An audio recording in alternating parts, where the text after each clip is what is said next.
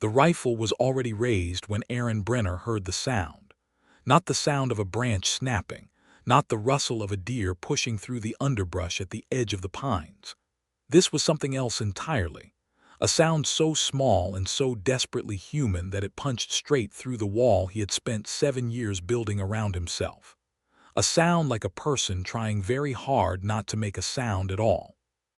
He stood motionless at the threshold of his cabin door, the October wind cutting down from the high peaks of the Colorado Rockies and pulling at the collar of his worn flannel shirt. The year was 1879. The nearest town, a rough collection of storefronts and saloons called Ridgecrest, sat 11 miles down a switchback trail that most men refused to ride after dark. Aaron had chosen this isolation deliberately, carefully, and with the full weight of a past that had taught him that people were the most dangerous thing a mountain could offer. But those footprints. 2 days ago he had found them at the eastern edge of his property, just where the fir trees thinned and gave way to a long meadow that dropped toward the canyon below. Small boots, a woman's boots, from the narrow heel impression and the slight toe-in of the stride. She had been moving fast, not wandering. She had been running. The stride length told him that much, and the depth of the impression in the soft earth at the meadow's edge told him she had been carrying weight, probably a pack. The prints had come from the direction of the lower trail, the one that connected to the old mining road that wound past the abandoned silver claims near Ridgecrest. He had studied those prints for a long time. Then he had gone inside, bolted his door, and tried to convince himself that whoever she was already gone. He had been wrong. The sound came again from the direction of his woodshed, that thin, involuntary sound of a person in pain, trying desperately to keep quiet. Aaron set his rifle against the doorframe with deliberate slowness, because a man who charged toward an unknown with a gun raised was a man who made mistakes, and Aaron Brenner had made enough mistakes to last 3 lifetimes. He crossed the yard in measured strides, the frost-hardened ground crunching faintly under his boots. He reached the woodshed door and stopped with his hand flat against the rough-cut planks. "I know you are in there," he said, keeping his voice low and even. "I am not going to hurt you. But I need you to answer me so I know what I am walking into." The silence that followed was thick with held breath. Then a voice came from the other side of the door. Quiet, controlled, and absolutely laced with the kind of fear that a person learns to hide when they have been afraid for a very long time. "Are you Aaron Brenner?"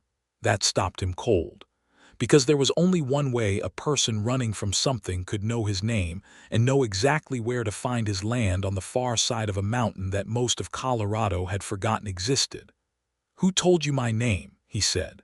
Another pause.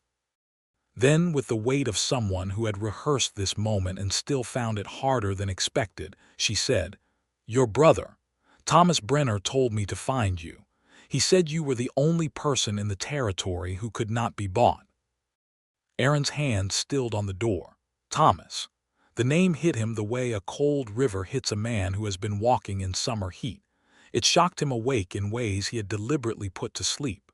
Thomas, who lived in Denver and worked as a land attorney and had not spoken to Aaron in 4 years because Aaron had refused to come down from this mountain and be a part of the world that had already taken so much from him. Thomas had sent someone to him. He pulled the door open. She was sitting in the far corner of the woodshed, wedged between the stacked pine logs and the back wall, and she had clearly been there for at least 1 full night based on the way her lips had gone pale from the cold.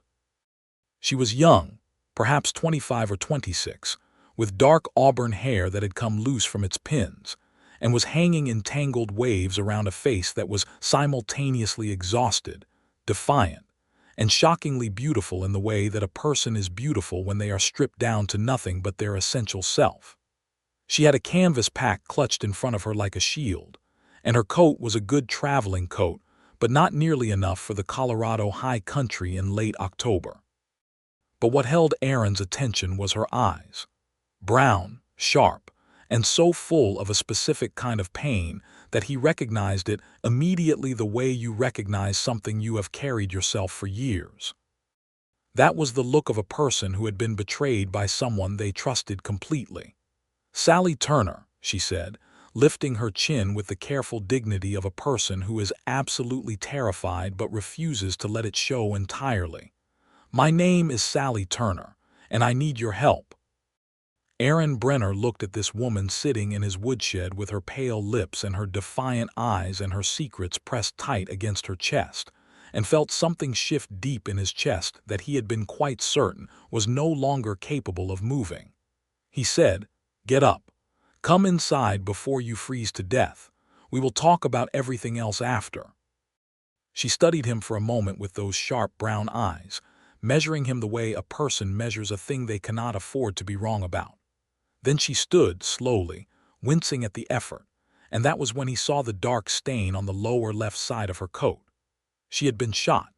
Not badly, not through anything vital from the way she was standing, but she had been grazed well enough to make a serious wound of it, and she had been sitting in his woodshed bleeding in the cold for God only knew how long. "Inside," he said again, and this time there was no question in it. To fully understand how Sallie Turner ended up bleeding in a woodshed on the highest private landholding in Fremont County, Colorado, in October of 1879, you have to go back 3 weeks to a law office in Denver and a set of documents that should never have existed. Sallie had come to Denver from Kansas City in August of that year. She was the daughter of a Methodist minister and a school teacher, had grown up with books and moral clarity, and a father who believed in justice the way other men believed in gold.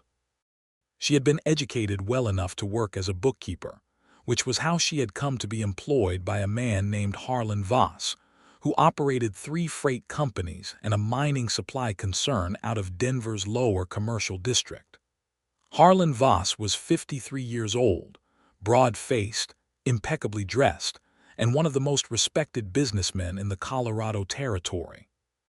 He was also systematically defrauding the Territorial Land Office, forging documents to claim mineral rights on parcels that legally belonged to small homesteaders throughout the San Juan and Fremont County regions, and then using those fraudulent claims to force families off land they had been working for a decade.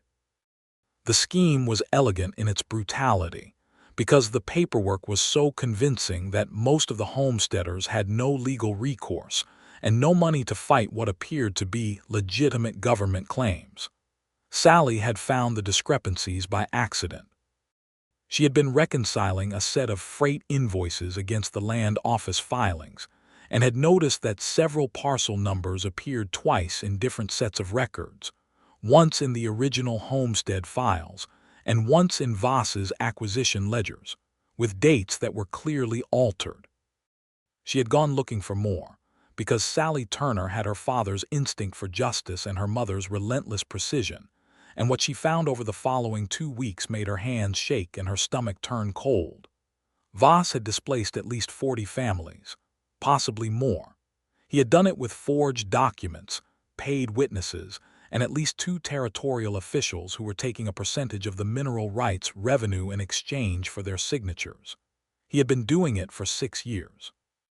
And based on the acquisition schedule she found in a locked drawer she should not have been able to open, he was planning to accelerate the operation significantly in the next 12 months. She had gone to Thomas Brenner because he was the only land attorney in Denver whose name did not appear anywhere in Voss's ledgers, and because 2 of the homesteading families had mentioned him as someone who had helped them unsuccessfully challenge the claims before the law caught up to the fraud. Thomas Brenner had listened to her for 4 hours, read through every document she had copied out by hand, and then looked at her with an expression she would never forget. "You understand what you have done," he said quietly. "By taking these documents, you have given Harlan Voss every reason to ensure you cannot testify to their existence." She had understood. She had understood the moment she walked out of Voss's office with the copies folded under her bodice and the original ledgers returned to their drawer. She had understood when she arrived at her boarding house that evening to find that her room had been searched, her landlady frightened into silence, and a man she did not recognize standing on the opposite corner of the street, watching the building with patient, professional attention. Thomas had moved her twice in 3 days. Then the men following her had found the second location, and that was when Thomas had sat across from her in a rented room above a laundry and written his brother's name and a rough description of how to reach the property on a piece of paper and pressed it into her hands. "Aaron will not turn you away," Thomas had said, with the complicated certainty of a man speaking about someone he loves and has lost and is not sure he has the right to impose upon. "He is the most difficult person I have ever known in my life. He has spent 7 years convincing himself that he does not care about anything or anyone anymore. But he is the most fundamentally decent human being alive, and if you tell him what Voss is doing to those families, he will not let you face it alone." "Why did he go up the mountain in the first place?" Sallie had asked. Thomas had been quiet for a moment. "He lost someone, his wife Alina and the child she was carrying, fever in the winter of '72. He blames himself because he was away when it happened, working a cattle drive, and she was alone on the claim they had just filed. After that he sold the claim, took everything they owned, and went as far up as a man can go and still survive. I think he went up there to disappear. Instead, he just became something harder." She had ridden out of Denver with a man Thomas trusted, a Ute freight runner named Domingo who knew the high country routes and owed Thomas Brenner a favor of the serious kind. Domingo had gotten her within 4 miles of the property line before Voss's men caught up to them on the lower road. The exchange had been brief and brutal. Domingo had escaped on his horse, taking the route toward town to try to reach the territorial marshal. Sallie had run into the trees with her pack and the documents still folded against her body, and one of the men had fired at her retreating back and grazed her left side before she got out of range. She had followed Thomas's description through the dark of 2 nights, sleeping in the cold and eating the last of the dried biscuits she had packed, and she had found the property line and then the cabin, and then, when she was too exhausted and too frightened to knock on the door of a stranger in the night, she had found the woodshed unlocked and slipped inside. That had been 20 hours before Aaron Brenner opened the door. Inside the cabin, Aaron's hands were efficient and without excess motion, the way a man moves when he has learned to live without the luxury of panic. He had Sallie seated at the table near the stove, her coat off and her shirt pulled clear of the wound, and he was cleaning it with carbolic solution from the medical kit he kept, because a man living alone on a mountain could not afford to need a doctor and not have supplies. The wound was a graze, deep enough to need closing, and he stitched it with the same flat calm he brought to everything. Sallie sat very still throughout, which told him things about her character that he catalogued without meaning to. "You said you have documents," he said, working. "Against Harlan Voss," she said. "He is forging land claims, displacing homesteaders." "I have copies of the altered ledgers and the original acquisition schedule. The originals are still in his office, but the copies are enough to show the pattern if someone with legal authority examines them." Aaron tied the last stitch and sat back. "Voss, you know him." "I know of him. He went to the basin and washed his hands with the economy of someone who does not waste motion. 2 families in the foothills lost their claims to one of his operations 3 years ago. I helped them move what they could up here when they had nowhere else to go. The Harmon family and the Caulfields. They homesteaded the high meadow east of my fence line." He paused. "He took their lower land claims." Sallie watched him carefully. "Thomas said you would understand." "Thomas," Aaron said, the word carrying a complicated architecture of emotion that he was not fully willing to examine right now. He turned back toward her. "How bad is the situation? How many men does Voss have looking for you?" "At least 4 that I have seen, possibly more. The 2 who followed me from Denver are professionals, not ranch hands, the kind of men who are paid specifically for this kind of work." "Hired enforcement," Aaron said. "Yes." He was quiet for a moment. Outside, the wind had picked up and was pulling at the cabin's shutters with the casual persistence of a Colorado October. The stove was working hard and the cabin was warming, and in the orange firelight Sallie Turner looked both utterly exhausted and more present, more vivid than anyone Aaron had shared a room with in years. He noticed that about her and set it aside. "You need to sleep," he said. "The wound is clean and closed. You are safe here for tonight. Tomorrow we will talk about what comes next." She looked at him with those eyes that did not miss anything. "You are not going to ask me to leave." He picked up his coat from the hook by the door and moved toward the back of the cabin. "You sleep in the bed. I will take the floor near the stove. And Miss Turner," she waited. "In the morning I want to read everything you brought." The gratitude that moved through her expression was so unguarded and so raw that Aaron had to look away from it. He was not accustomed to being looked at with that kind of relief. It made something ache in him in a way that was both deeply uncomfortable and, if he was honest with himself, something he had not felt in a very long time. She slept for 14 hours. He did not. Aaron sat by the stove through the long night and read everything Sallie had brought, every hand-copied ledger entry, every fraudulent parcel number, every name and date and financial figure. He was not a lawyer and he was not a lawman. He was a man who had been a cattle driver, a claim filer, a carpenter, and eventually a recluse in that order. But he had grown up reading the land with the precision of someone whose survival depended on understanding systems, and what he read in Sallie Turner's documents was a system of extraordinary and deliberate cruelty. By the time pale light began to touch the eastern peaks, he had the full shape of it in his head. Voss had been running the scheme long enough that his legal position was extremely strong in the short term. The only way to break it open was to get the copies in front of a territorial judge who was not in Voss's pocket, along with Sallie as a living witness who could testify to where the documents came from and what the original records showed. Without the witness, the copies were suggestive but deniable. With the witness, they were devastating, which meant that as long as Sallie Turner was alive and willing to testify, Harlan Voss had an existential problem. And that meant the men following her had instructions that went beyond intimidation. Aaron set down the last page and looked at the fire for a long time. He thought about Alina. He thought about the cabin she had kept alive on their claim through a winter that would have broken most people.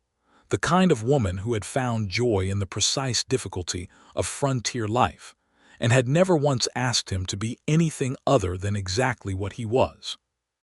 He thought about how he had ridden away on a cattle contract because the money was good and the timing felt manageable, and how when he had ridden back 6 weeks later, she was already 3 days gone, and the claim was as silent as the inside of a stone. He had buried her himself in the frozen ground, alone, and something in him had gone into that ground with her. He had come up here to be done with the world, to stop being a person who could be made to care, and then made to suffer for it. He had built the cabin and the fence and the woodshed and the small barn with his own hands, planted the garden and shot the game and cut the timber, and told himself that the elevation and the distance were enough. But Thomas had sent him this woman with her documents and her wound and her eyes that had seen something terrible, and were still, underneath the exhaustion and the fear, alight with the precise kind of righteous fury that he recognized from his own younger self. He was not going to send her away. He had known that the moment he opened the woodshed door. He was also beginning to understand, uncomfortably, that the reasons he was not going to send her away were not entirely about the 40 displaced families or the documents or his debt to Thomas's judgment. He pushed that thought aside firmly and began making breakfast. Sallie woke to the smell of coffee and salt pork, and something that took her a moment to identify as safety. Not the illusion of it, not the temporary shelter of a locked room in a city where she could hear the footsteps of strangers at all hours, but the real, layered, physical safety of a place that was genuinely difficult to reach, and was occupied by a person who had clearly spent years making it more so. She lay still for a moment and took inventory of herself. The wound was a tight, burning presence in her left side, but the pain was clean rather than the hot, spreading pain that meant infection. The bed was a proper frame with a rope mattress and 2 heavy quilts, and she was warmer than she had been in over 2 weeks. She sat up carefully and looked at the cabin. It was a single large room with a loft that she assumed served as storage. The main space had the stove, a work table that doubled as a dining table, a writing desk with a good lamp, shelves of preserved food, tools, a few books, and her documents spread across one end of the table with a careful, organized precision that told her Aaron had been up all night reading them. Aaron himself was at the stove, his back to her, pouring coffee. He was taller than she had properly registered in the dimness of the woodshed, broad in the shoulders with the lean, functional build of a man who works hard in cold weather year-round. His hair was dark, cut short at the neck, and he had the kind of jaw that looked like it had been set against something difficult for so long it had simply stayed that way. He turned when he heard her moving and set a tin cup on the table without comment. "How is the side?" he asked. "Better than it deserves to be," she said honestly. Something in his expression shifted almost imperceptibly. "You have a talent for understatement." She moved to the table and sat carefully, reaching for the coffee. He set a plate of salt pork and hardtack in front of her without ceremony, and she ate with the focused attention of someone who has not had a hot meal in 2 days. "I read everything," he said, sitting across from her with his own coffee. She looked up. "What Voss is doing is enough to have him removed from every business interest in the territory and likely imprisoned if it reaches the right judge," Aaron said. "But you need to be present for that, which means you need to be alive, reachable, and protected until someone with legal authority is in a position to act." "Your brother is trying to arrange an audience with Judge Harrow in Denver," Sallie said. "He believed he could have something arranged within a month, but I have to be accessible when that happens, and I cannot be in Denver." "No," Aaron agreed. "You cannot be in Denver." He looked at her steadily. "You can stay here." The directness of it surprised her, not the offer itself, which she had hoped for but not assumed, but the uncomplicated manner in which he made it, without negotiation, without conditions, without the kind of elaborate social hedging that would have preceded such a statement in any drawing room in Kansas City. "That is a significant thing to offer a person you do not know," she said. "I know enough," he said. "I know what you risked to copy those documents. I know you ran 11 miles through the high country with a bullet graze in the cold, rather than give them up. And I know that the 43 families whose land claims Voss forged include 2 that are living on my high meadow right now because they had nowhere else to go. That makes this my matter as well as yours." Sallie looked at him for a moment with an expression he could not entirely read. Then she said, "Thomas was right about you." "Thomas is wrong about most things," Aaron said, but there was something in his voice that was not anger, something softer and more complicated than that. "He is not wrong about this," she said quietly. He stood and took his cup back to the stove and refilled it, and she got the strong impression that he was more comfortable being looked at with hostility or suspicion than with the kind of direct warmth she had just offered him. She filed that information carefully and let it rest. The days that followed settled into a rhythm that surprised them both by how naturally it arrived. Aaron's property in October was a place of severe and specific beauty. The high meadows had gone gold and brown, and the pines were dark against a sky that Colorado only produces in that particular month, a blue so pure and deep it seems almost theatrical.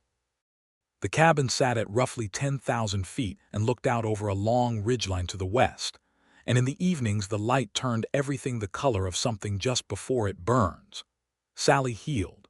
She was not a woman accustomed to sitting still, and by the 3rd day she had reorganized Aaron's supply shelves and made a complete inventory of his preserved food stores, which he had watched with an expression that was somewhere between startled and reluctantly amused. By the 5th day, she had identified 3 errors in his fuel allocation calculations for winter, and pointed them out with the precise, unsentimental clarity of someone who had been doing figures professionally for 3 years. You were going to run short of split wood by mid-February, she said, showing him the numbers she had worked out on a piece of his writing paper. He looked at her calculations for a long moment without speaking. I know, he said finally. She looked up. You knew. I was planning to cut more this week. I had not gotten to it. He paused. I have been somewhat distracted.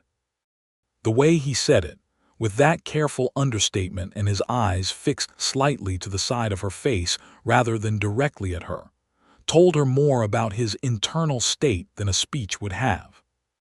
Sallie Turner had grown up in a house with a father who expressed emotion through action and indirection rather than declaration, and she had learned to read that particular language fluently. She looked back at the paper and did not let herself smile where he could see it. They cut wood together that afternoon. She had told him truthfully that she was not incapable of it, and he had handed her an axe without commentary and shown her the technique for splitting fir at altitude, where the grain ran differently than in lowland timber. She was not strong enough to match his output, but she was accurate and persistent, and by the end of 2 hours they had more wood stacked than she suspected he would have cut alone that day. He did not compliment her on it directly. Instead, as they were stacking the last of it, he said, "You have done this before. My father's homestead in Kansas, before he built the church enough to have a congregation, we did everything ourselves. What happened to the homestead? He sold it when my mother died and moved us into town. He felt the isolation was not good for my sisters and me after that. She kept stacking without looking at him. I was 12. I missed the homestead for years afterward.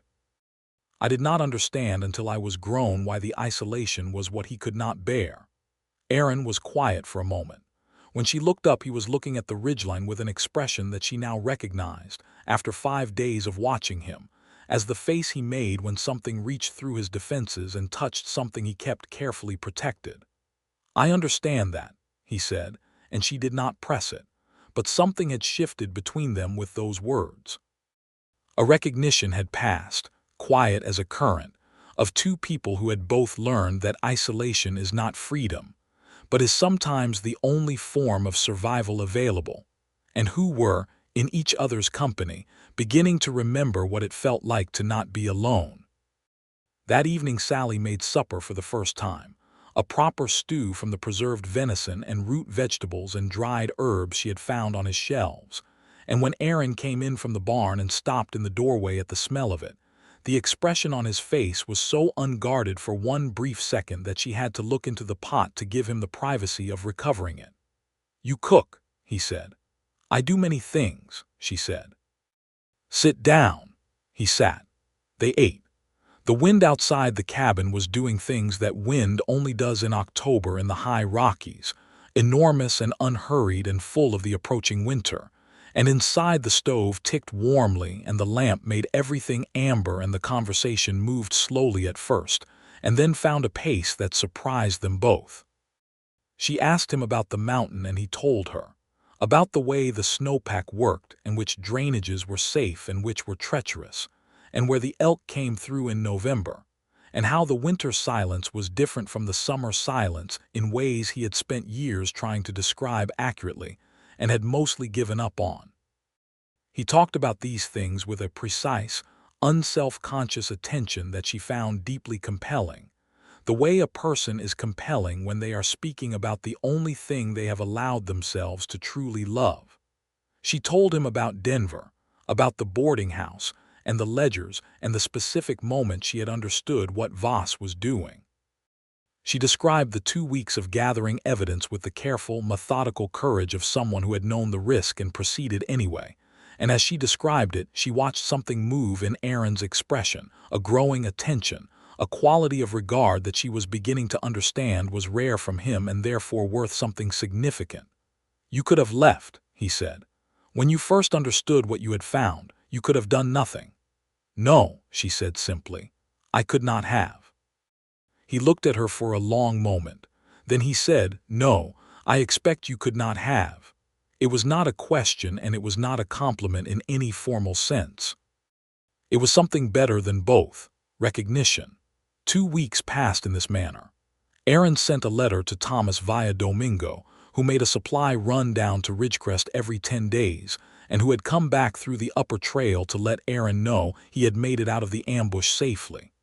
The letter confirmed Sallie's location and safety, confirmed that the documents were intact, and asked Thomas to expedite the arrangement with Judge Harrow.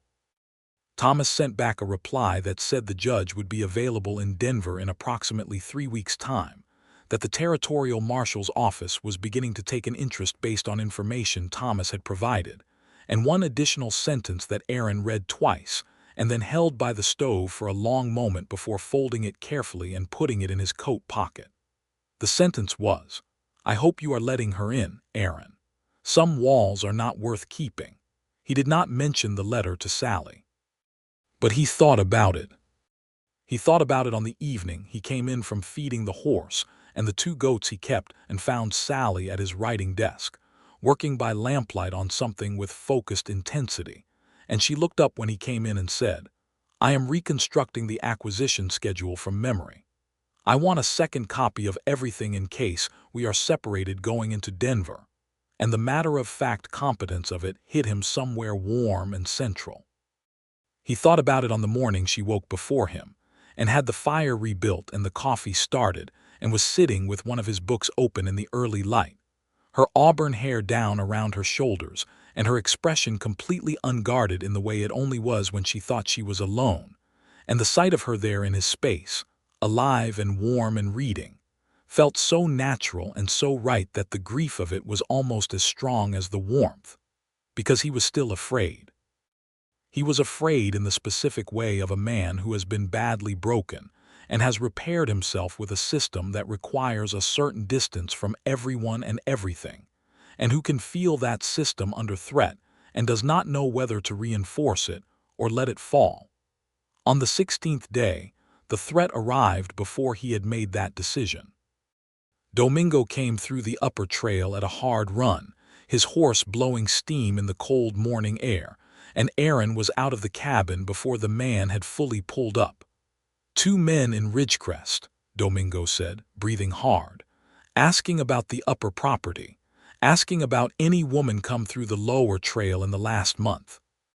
They are offering $50 in coin for information." Aaron felt the cold settle in him that was not the weather. "Did they get any?" Domingo's expression was carefully neutral. "Ridgecrest is not a town of saints. There are men there who would tell their own mother's location for 20. How long ago? I rode fast. 4 hours, perhaps." Aaron looked up at the ridgeline, calculating. The upper trail was the only reasonable approach to his property from the direction of town, and it was a hard 3-hour ride even for men who knew it. 4 hours from when Domingo left meant they might be 2 hours out, depending on whether they had gotten good directions or partial ones. "Domingo," he said, "the Harmon and Caulfield families on the East Meadow. I need you to ride there now and tell them to go up to the high timber stand on the North Ridge and stay there until they hear from me. Can you do that?" "Yes." "Go." He went back inside. Sallie was already standing because she had heard enough to understand the shape of it. She had her pack in her hand and her coat on. "How long?" she said. 2 hours, perhaps less." He was already moving, pulling his rifle from the rack, checking it, pulling the pistol from the locked box under the desk. "You are not leaving. They expect you to run. If you run, they have you on open ground. Then what do we do?" He looked at her steadily. "We make them come to us on ground I know completely, and they do not." Aaron Brenner had spent 7 years on this mountain.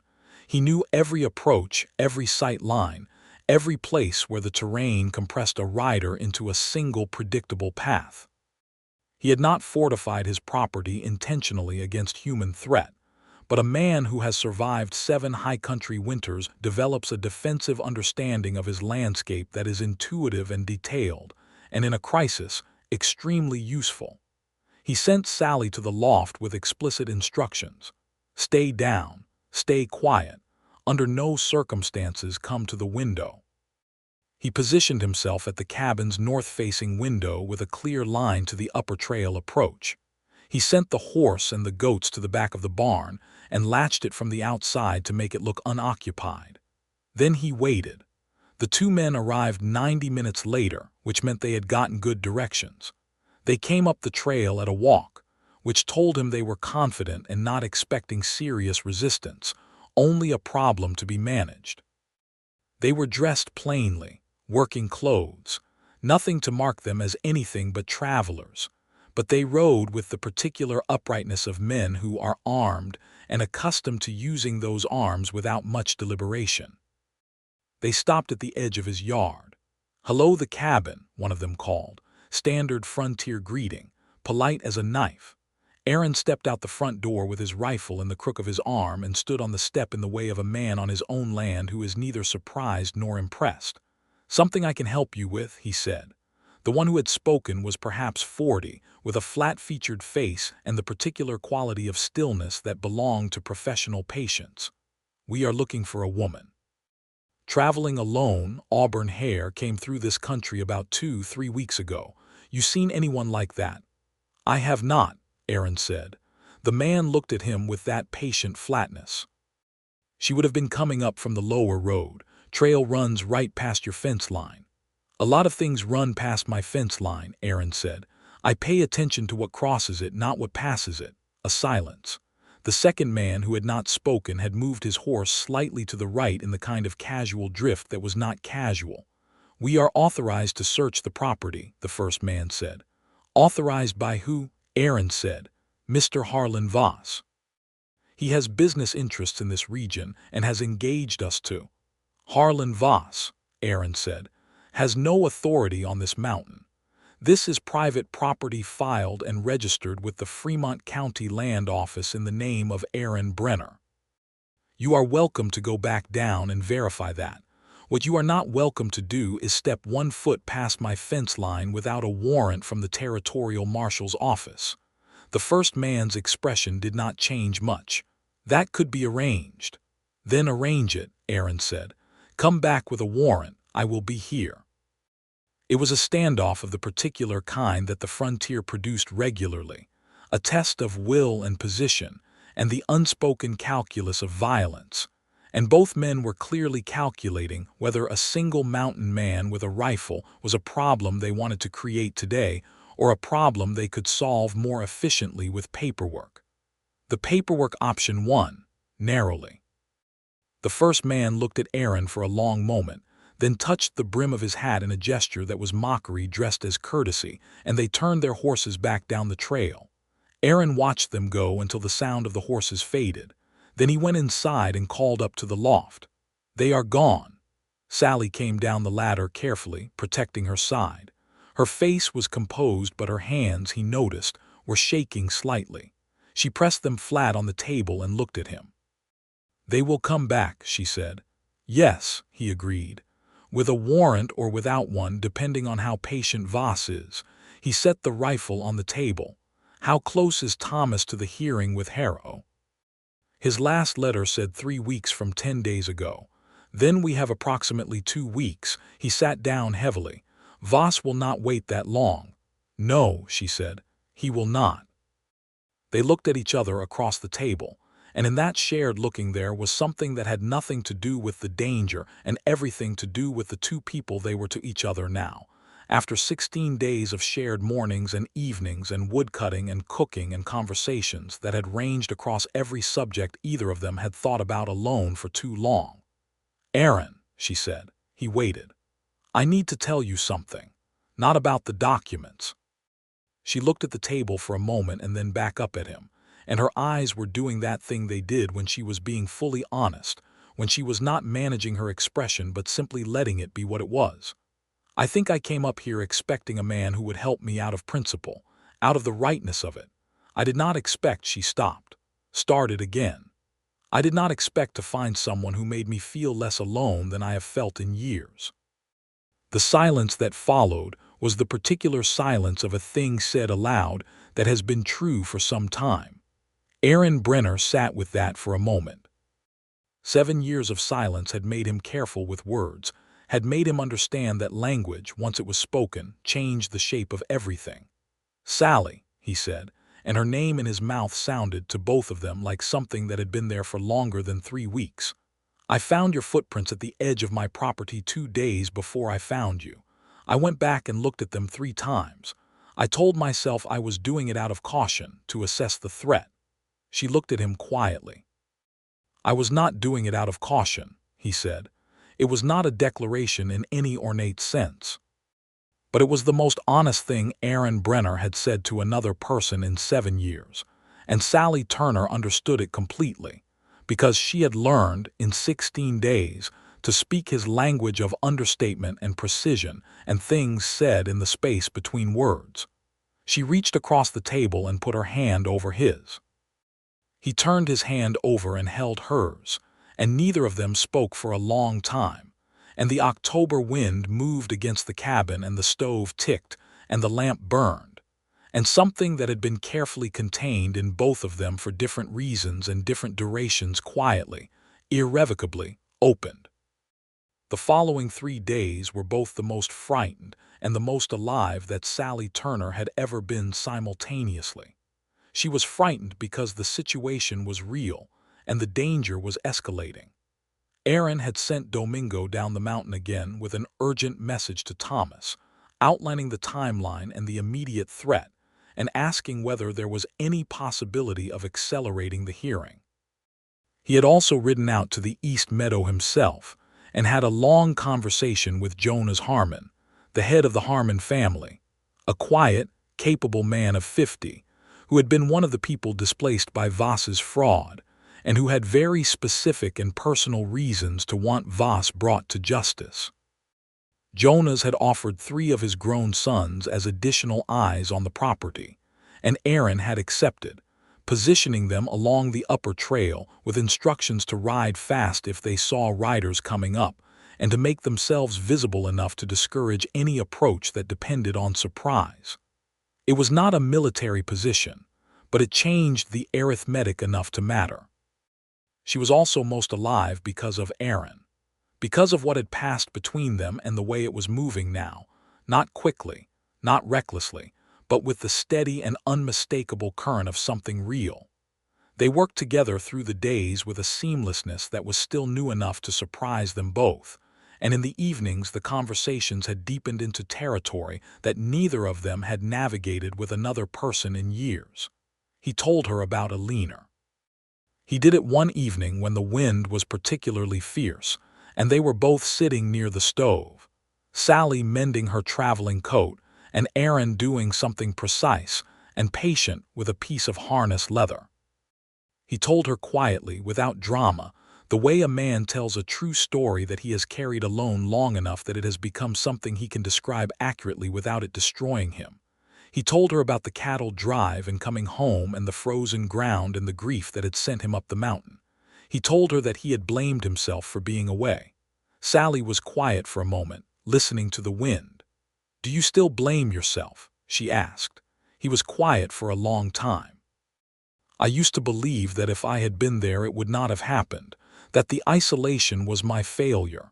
And now I think," he said slowly, "that some things happen regardless of where a person stands, and that spending 7 years in penance for what I could not control was perhaps not the memorial she deserved." Sallie looked at him with clear, gentle eyes. What did she deserve? "A husband who eventually chose to come back to the living," he said. The rawness of it hit them both. He looked at the harness leather and then at her, and the directness of it, the willingness to be seen, was the most courageous thing she had watched him do in 3 weeks that included facing down armed men on his front step. She put down the coat and moved to sit beside him instead of across the room, close enough that their shoulders were nearly touching, and he did not move away.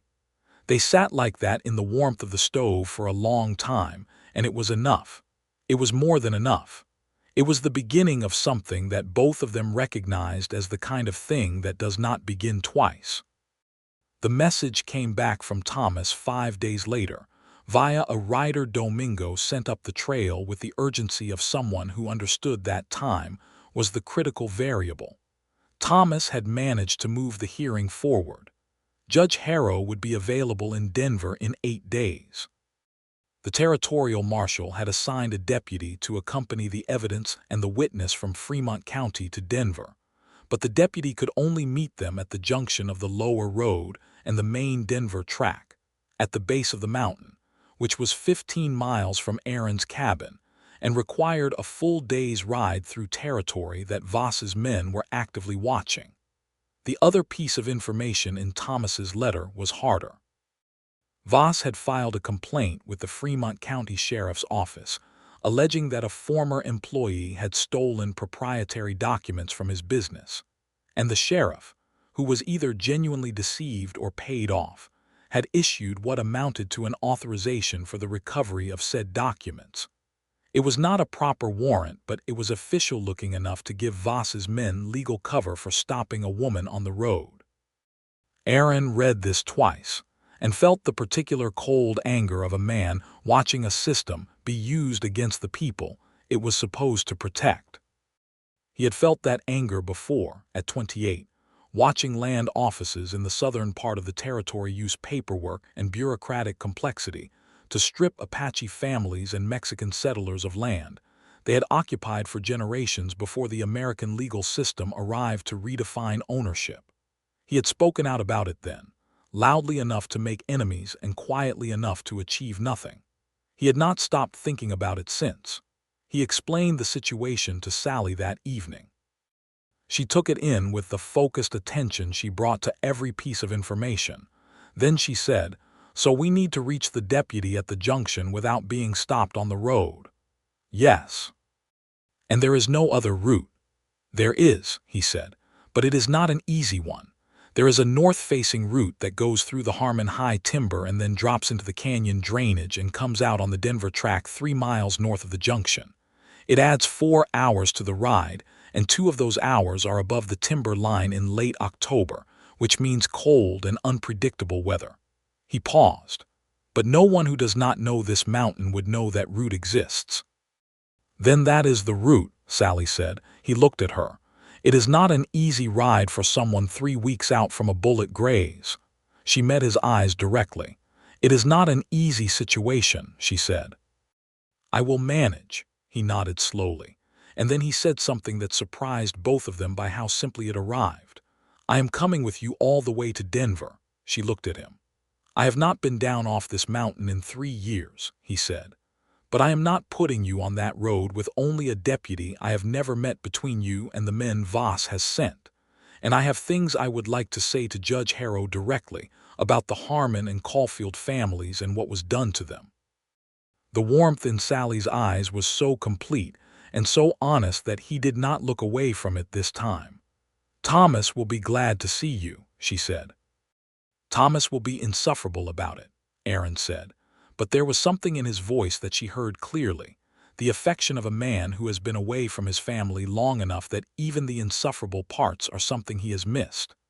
They rode out 3 days later at 4 in the morning, in the cold dark before any reasonable person would expect movement. Aaron had told the Harmon sons to ride the lower trail visibly that morning, both as a decoy and as eyes that would report back. Domingo led the way through the first 2 hours of the north-facing route, knowing the trail better than anyone, and then split off to go back to the cabin and look after the property. The section above the timber line was everything Aaron had warned her about. The October wind at altitude was a physical force, not just cold but aggressive and heavy, and the trail was a mix of exposed rock and frozen turf that required the horses to pick carefully. Sallie rode with her coat buttoned to the throat and her teeth firmly together and her eyes on the trail, and Aaron rode close beside her and said nothing about the difficulty because she had not asked him to acknowledge it, and he respected her too much to offer unsolicited comfort. But twice, on the worst sections, he moved his horse alongside hers close enough that their stirrups nearly touched, and the warmth of that proximity was real and intentional, and she felt it. They came down into the canyon drainage by mid-morning, back into the trees, back into the relative shelter of the lower country, and by early afternoon they were on the Denver track and within a mile of the junction. The deputy was there as arranged, A young man from the marshal's office named Garrett, who was perhaps 22, and seemed to understand the seriousness of what he was escorting, which was reassuring. He had 2 additional riders from the marshal's office with him, and he explained that the territorial marshal himself had taken an interest in the case after Thomas Brenner's briefings, which was the best news Sallie had heard in a month. They encountered Voss's men once, on the road between the junction and the first overnight stop, when 2 riders approached from the south and were intercepted by the deputy's men before they could get close. There was a brief, tense standoff that resolved when the deputy produced his credentials and a territorial authorization with enough official weight that Voss's men chose not to press it. They pulled back. They did not follow. Sallie watched them go with her jaw set and her heart hammering and Aaron riding close beside her, and she reached sideways and took hold of his arm for a moment without thinking, and he covered her hand with his and they rode like that for a mile until the road curved, and she let go. Denver was enormous and overwhelming after 3 weeks on a quiet mountain, and Aaron moved through it with the careful attention of a man recalibrating his senses. But he moved through it steadily, with her beside him, and she was deeply aware of the effort it cost him and deeply grateful for it. Thomas Brenner met them at the hotel Thomas had arranged, and when Aaron walked through the door, Thomas stopped in the middle of the room and looked at his brother for a long moment without speaking. Then he crossed the room and put his arms around Aaron, and Aaron, after a beat that only lasted a second, put his arms around Thomas in return. Sallie looked away to give them the privacy of it. When she looked back, Thomas was looking at her over Aaron's shoulder with an expression of such uncomplicated relief and gratitude that she felt her throat tighten. "Thank you," he mouthed, and she understood that he was not thanking her only for the documents. The hearing with Judge Harrow took place 2 days later in the territorial courthouse, a formal proceeding that was not a trial but a judicial examination of evidence sufficient to authorize a full investigation and a preliminary injunction on all of Voss's land transactions. Thomas presented the legal framework. The deputy marshal presented the chain of custody for the documents. Sallie Turner sat at the witness table and testified for 4 hours, from memory, in precise and organized detail, about everything she had observed in Voss's records, every altered date, every forged parcel number, every name. Judge Harrow was 60 years old and had heard enough cases in the Colorado Territory to have developed a comprehensive immunity to intimidation. He listened to Sallie's testimony with complete attention and an expression that grew increasingly still, in the way of a man deciding something important with full deliberation. At the end of the 4th hour, he set down his pen and said, "I am authorizing a full investigation by the Territorial Marshal's Office into all land transactions associated with Harlan Voss or any entity he controls, effective immediately. I am also issuing a preliminary injunction suspending all active claims filed by those entities pending the investigation's outcome. The fabrication of government land records is not a commercial dispute. It is a criminal act, and the 43 families displaced by it are owed every remedy this court can provide." He looked at Sallie directly. "You have done a difficult and courageous thing, Miss Turner," he said. "The law is in your debt." Sallie sat with that for a moment, feeling the weight of 3 weeks of running and fear and cold, and the wound in her side lift off her in a way that was almost physical. Then she looked across the room to where Aaron sat in the gallery, watching her with those steady dark eyes and that expression she had learned to read as completely as language, and she felt something settle in her that had no name for it except the right word for the thing she was beginning to understand was irreversible. Harlan Voss was arrested 2 days after the injunction. It turned out that once the Territorial Marshal's Office had legal authority to examine his records, the case expanded rapidly, because Voss had been so confident in his system's imperviousness that he had preserved almost everything. Both of the territorial officials who had been taking payments from him were suspended and referred for prosecution. The Fremont County Sheriff who had issued the document recovery authorization was investigated, found to have been paid directly by Voss, and removed from office. It took time. The legal machinery of 1879 was not fast, but it moved. The injunction held, and the families who had been displaced were notified that their claims were under review with a strong likelihood of restoration. Jonas Harmon, when Aaron sent word to the East Meadow about what had happened in Denver, sat down at his table and was quiet for a long time before his wife told Aaron, in the letter she sent back, that he had wept. Jonas Harmon had not wept since the day his family left their claim. Aaron stayed in Denver for a week. It was longer than he had intended and shorter than Thomas kept suggesting. He and Thomas talked for the first time in 4 years properly, without the accumulated avoidance that had grown between them like scar tissue. They talked about Alina. They talked about the 7 years on the mountain. They talked about what Aaron had been doing up there and what he had been running from and what he had found when he stopped running and stood still long enough to let someone in. Thomas, to his credit, was not insufferable about it. He was, in fact, quietly and genuinely moved. "She is remarkable," Thomas said, on the last evening before Aaron was set to ride back. "She is," Aaron said without qualification, which was the most straightforward romantic statement he had made in a decade, and Thomas looked at him with the expression of a person watching something he had given up hoping for come true. "Are you going back to the mountain?" Thomas asked. "Yes," Aaron said. "Is she going with you?" Aaron was quiet for a moment. "I have not asked her yet." Thomas refrained from several obvious responses and simply nodded. Aaron found Sallie the next morning where she was walking in the small public garden near the hotel, coat on against the Denver November cold, her face turned up to a pale sun that was doing its best. He had spent the previous night thinking about what he wanted to say and had discarded everything he came up with because none of it was accurate enough. He walked up beside her and they fell into step together because that had become a natural thing, moving alongside each other, matching pace without discussion. "What are you going to do now?" he said. She was quiet for a moment. "I have been thinking about that. Do you have family to go back to in Kansas City? My father is in Wichita now. My sisters are grown and married. I have no one waiting on me specifically." She paused. "My employment with Voss is obviously finished." "Yes," he said dryly. She almost smiled. "What are you going to do?" "I am going back to the mountain," he said. "The Harmons and the Caulfields will have their lower claims returned to them eventually, which is good, but it will take time, and in the meantime they are still up there and still need neighbors."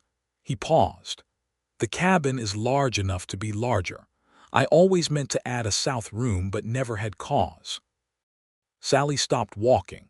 He stopped beside her and turned to look at her fully because this moment deserved his full attention and he was not going to look at a horizon for it.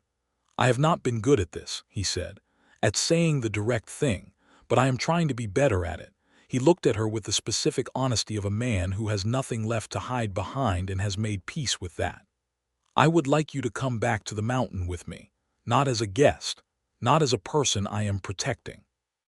As someone who belongs there, as someone who, if she is willing, belongs there with me."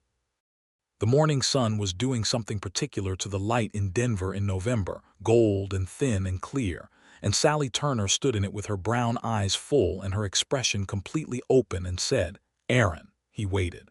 "I stopped feeling like I was running 2 weeks ago," she said.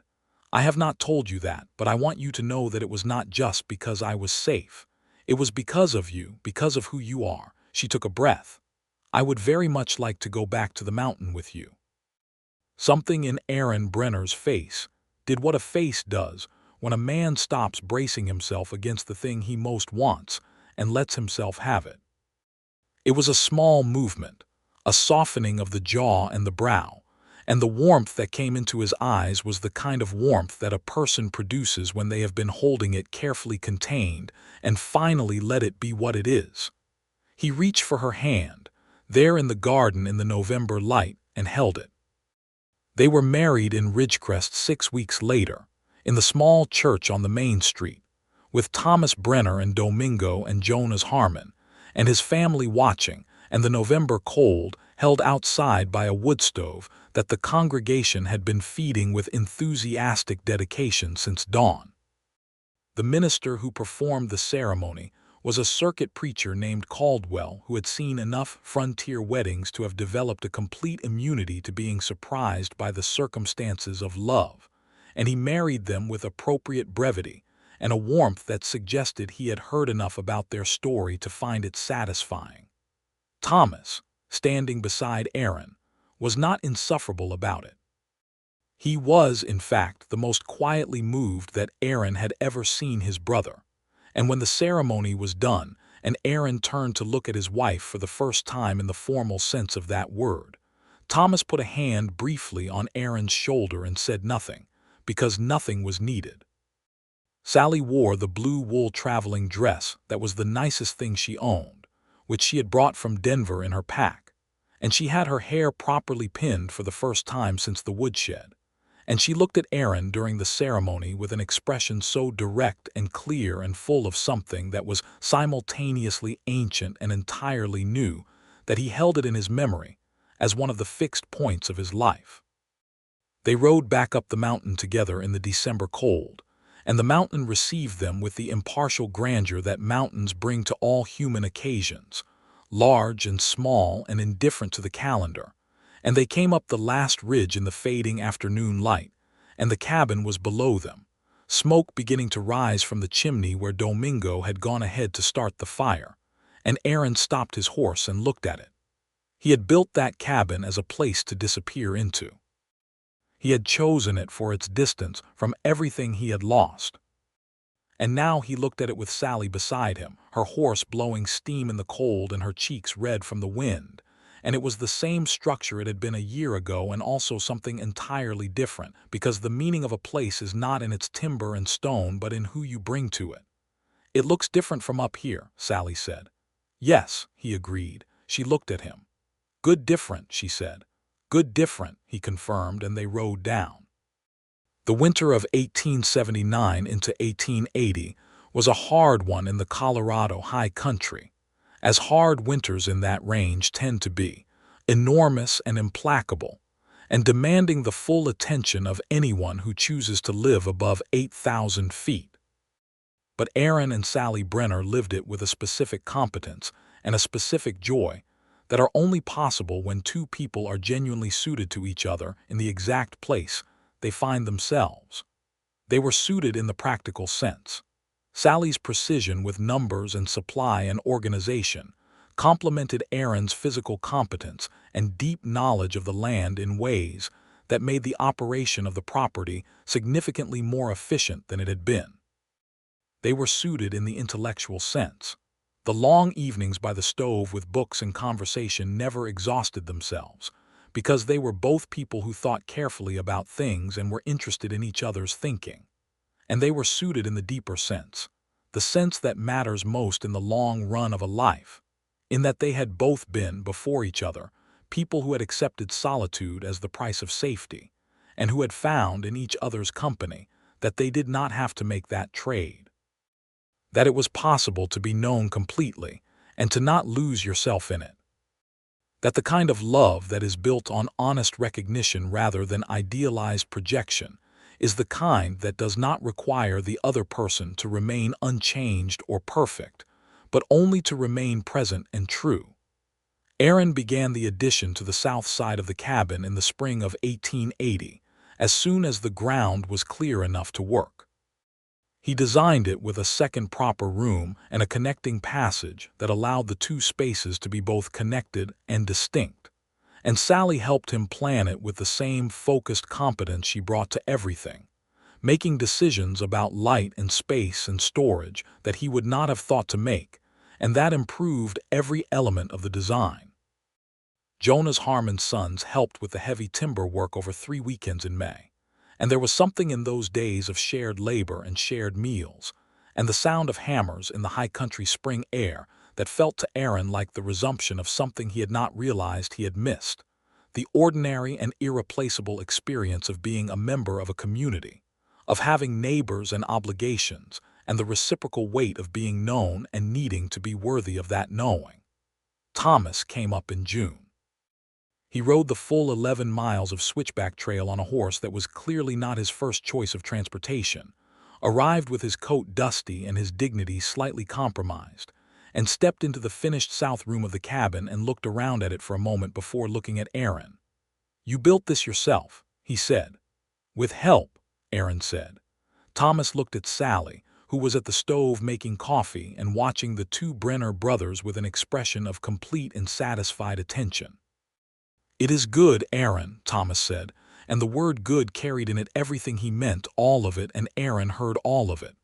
"I know," Aaron said. Thomas stayed 4 days. He told them that the territorial investigation into Voss's operations was progressing well, that several of the displaced families had already had their claims officially restored, including the Harmons' original lower land. He told them that Voss himself was facing a federal hearing that would likely result in his full removal from all territorial business operations and probable imprisonment, and that the two corrupt territorial officials had both resigned and been charged. The system, slow and imperfect as it was producing something like justice, and the families who had been displaced were, one by one, being given back what had been taken from them. Sallie listened to all of this with quiet satisfaction, and later, after Thomas had gone to sleep in the loft, she sat with Aaron by the stove in the new south room and said, "It was worth it." "Yes," he said. "All of it," she said. "The fear and the running and the cold and the woodshed, all of it was worth it." He looked at her in the lamplight and felt that thing again that he had stopped trying to name and simply let be what it was, enormous and steady and entirely certain. "The footprints," he said. She tilted her head. "I told you I went back to look at your footprints 3 times, he said. "I want to tell you the truth about that. The first time I went back because I was concerned about security. The second time I went back because something about the stride pattern was still bothering me. The size of the step, the direction. It told a story and I could not stop thinking about the story." He paused. "The third time I went back, I sat down on the rock at the edge of the meadow and looked at them for about 20 minutes and thought about the kind of person who walks like that in a situation like that." Sallie was watching him with full attention. "I went back," he said, "because I wanted to know who you were before I met you, before you became a person I had to respond to practically. I wanted to know who you were when you were just movement in the earth." He looked at her. "And even then, from the evidence of your footprints alone, I knew you were someone exceptional." The silence that followed was the warmest kind of silence. Sallie reached up and touched his jaw with her hand, the gesture both tender and certain, and Aaron turned his face into it in the way of someone who has stopped arguing against the things that heal him. "You are going to make me love you even more if you keep talking like that," she said. "That is fully intentional," he said, and kissed her. In the autumn of 1880, exactly 1 year after Sallie Turner had left her footprints at the edge of his property and changed the geography of Aaron Brenner's life entirely, Sallie told him that she was expecting a child. She told him in the morning, early, before the lamp was lit, in the gray light that comes in through the east window of the south room when the sun is still below the peaks. She told him simply and directly, the way she told him everything important, and Aaron sat with it for a moment in the manner of a man receiving something that he had told himself for years he would not get to have again. He had been afraid of this. He had known, somewhere in the architecture of his fears, that if he let himself have Sallie completely, if he let himself love her and build something real with her, then this would eventually be part of it, and with it would come the terror that had lived in him since the winter of 1872, the terror of being away or being inadequate or being left with frozen ground and silence. He sat with that fear for exactly as long as it deserved, which was a moment. Then he looked at Sallie and he made a conscious, deliberate, fully considered decision to be on the right side of his own history. "I am not going anywhere," he said. Not for any cattle contract or any other reason. I will be here. The whole time, for everything. Sallie looked at him with eyes that were bright in the gray morning light and said, I know that, Aaron. I have known that for a long time. He held her in the gray morning in the warm south room on a mountain that had been a place of exile and was now a home. And outside the peaks were beginning to catch the first light, the same light that had touched them every morning for 10,000 years, indifferent to the human events at their feet. And yet those human events, small and enormous simultaneously, continued in the way they do, one after another, love and birth and work and time. Their son was born in May of 1881, in the cabin, with a midwife from Ridgecrest who had made the 11-mile trip in a wagon, and arrived with the calm professional competence that immediately made Aaron feel that the situation was manageable. Aaron had been, in the days preceding, the most controlled he had ever been about anything in his life, which was to say he had been barely controlled at all, and Sallie had told him, between contractions, to stop pacing because he was disturbing the horse. The boy was healthy and large and furious about his arrival in the way of infants who have opinions from the beginning, and Aaron held him for the first time with the careful, absolute attention of a man handling something he had been given a second chance at, and looked at his son's face and felt something heal in him that he had not known was still broken. They named him Thomas. Thomas Brenner, after the man who had sent a woman with a dark past and a dangerous secret and a canvas pack full of evidence to the edge of a mountain man's property, and trusted that what happened next would be worth it. Thomas Brenner the elder came up the mountain again in July to meet his namesake, and was, on this occasion, entirely insufferable about it in the most wonderful possible way. He held the baby with the particular expression of a man who has been given the unexpected gift of being immortalized by a family he had feared losing, and Sallie watched the two brothers together with that expression she brought to everything important, the one that was simultaneously fully present and fully content. The Harmon and Caulfield families had by that summer been fully restored to their original claims on the lower land, and the East Meadow where they had sheltered during the years of Voss's fraud was returned to its status as a shared high-country grazing area used by everyone in the Upper Valley. Jonas Harmon came to meet the baby that summer too, and held him with large, work-hardened hands, and said to Aaron, in the plain-spoken way of frontier men, "You have done well, Aaron Brenner. Your wife changed things for a lot of people." "She did," Aaron said. "She changed things for me first." Jonas had looked at him with the particular wisdom of a man who has been through hard things and come out the other side with his understanding intact, and nodded once. Harlan Voss was formally convicted in federal court in Denver in the autumn of 1881, on 6 counts of document fraud, 2 counts of bribery of a government official, and 1 count of conspiracy to intimidate a witness, the last charge arising from the shooting of Sallie Turner on the lower road, which Domingo's testimony and the testimony of 2 other witnesses had tied directly to men Voss had hired. He was sentenced to 12 years in federal prison and stripped of all business holdings in the Colorado Territory. His assets were liquidated, and a portion of the proceeds were ordered by the court to be distributed to the families whose claims had been fraudulently taken, as partial compensation for the years of displacement and loss. It was not a complete remedy. It never is. The years those families had lost, the work and the worry and the separations and the hardships, could not be purchased back. But it was something real and formal, and it was justice of the kind that leaves a mark on the record, that says this was wrong, and this is what happens when wrong is proved and named and brought into the light. Sallie read the verdict in a Denver newspaper that Domingo brought up with the supply run. She sat at the table in the south room with little Thomas on her knee and the paper in her hand, and read the full account, including the part where the judge cited the testimony of a former bookkeeper who had copied evidence by hand at personal risk and carried it through hostile country to preserve it, as a notable example of civic courage. She put the paper down and looked out the window at the mountain, and felt the clean, uncomplicated satisfaction of a thing fully resolved. Aaron came in from the yard and looked at her face and said, "The verdict." "Yes," she said. He crossed the room and read over her shoulder, and then he picked up his son from her lap and held him, and Sallie stood and leaned into Aaron's side and looked at the paper and the baby and the window and the mountain beyond it.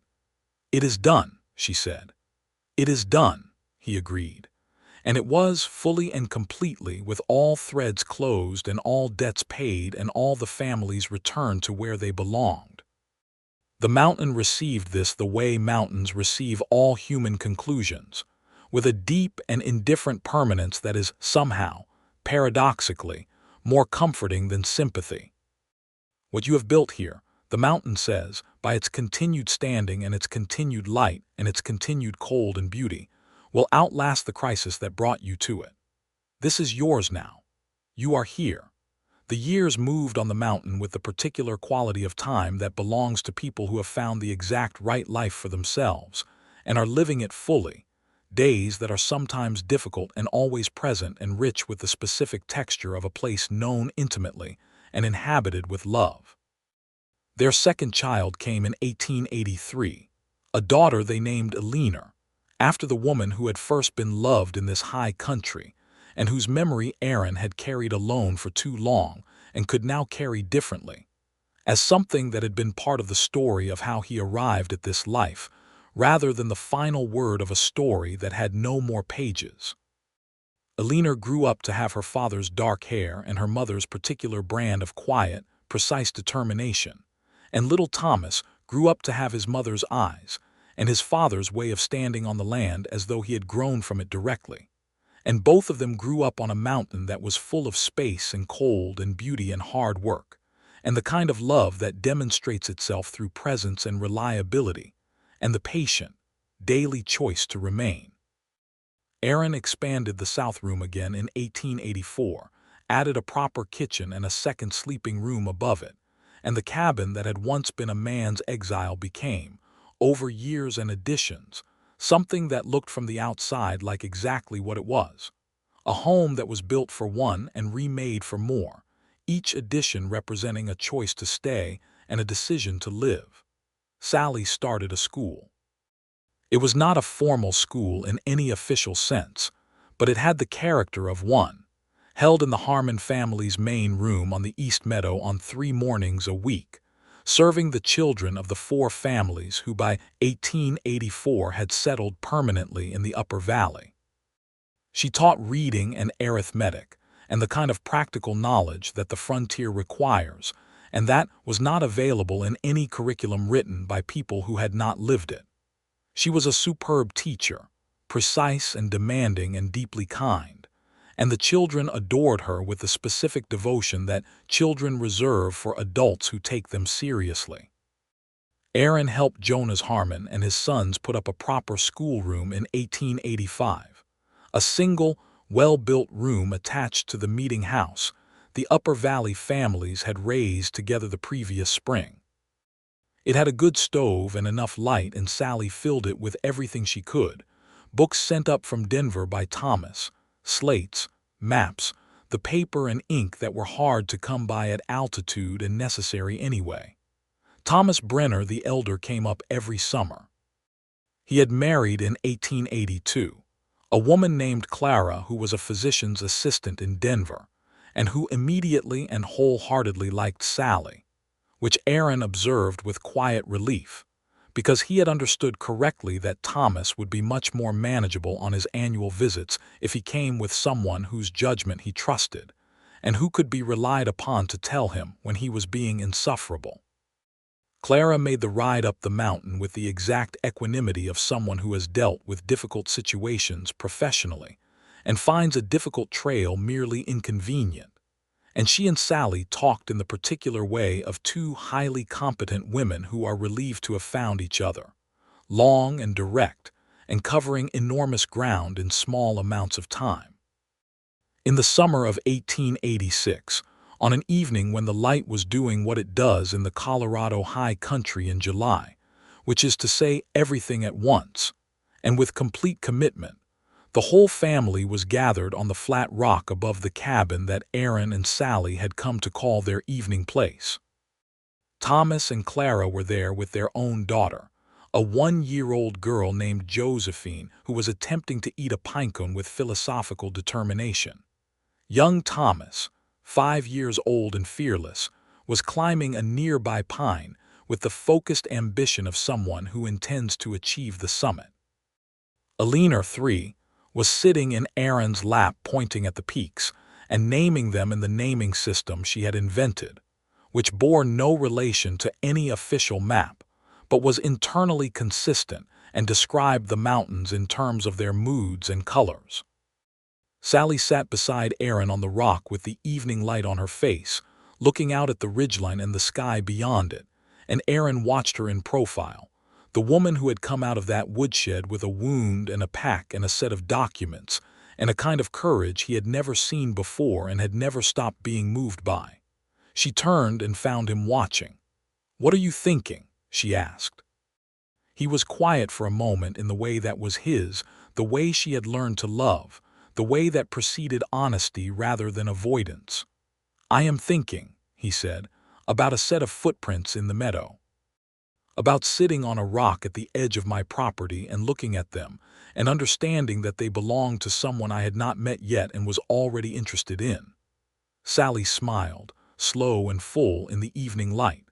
"And I am thinking," he continued, "that everything I have, everything I am now, came from following those footprints to their source. And that there is no calculus in which this," he made a gesture that encompassed the rock and the family and the light and the mountain and all of it, "was not worth every hard thing it cost to get here." Sallie leaned her head against his shoulder and looked at the ridgeline with him. "It was worth it," she said. "All of it." "All of it," he agreed. Young Thomas came back down from the pine with pine sap on his shirt and a look of complete satisfaction. Eleanor declared that the tallest peak on the left was being sad today, and the one next to it was arguing about it. Thomas, the elder, was telling Clara something that was making her laugh, quietly, with the particular quality of amusement that belongs to a person laughing at something true. Josephine achieved the pinecone and considered it her greatest triumph. The light moved on the peaks. The stove was warm inside the cabin below. The mountain was itself, enormous and present and indifferent and beautiful, and at its foot were the people who had chosen it and been chosen by it, living the particular and irreplaceable life that had grown from one woman's desperate footprints and one man's decision to follow them, not to an end, but to a beginning. And the beginning had held. It had held through winter and fear and violence and grief and law and justice and birth and work and years and love, the most fundamental and the most demanding thing. And it was still holding, there on the evening rock with the light going gold on the high places and the children naming things and the family whole and warm and entirely, improbably, perfectly home.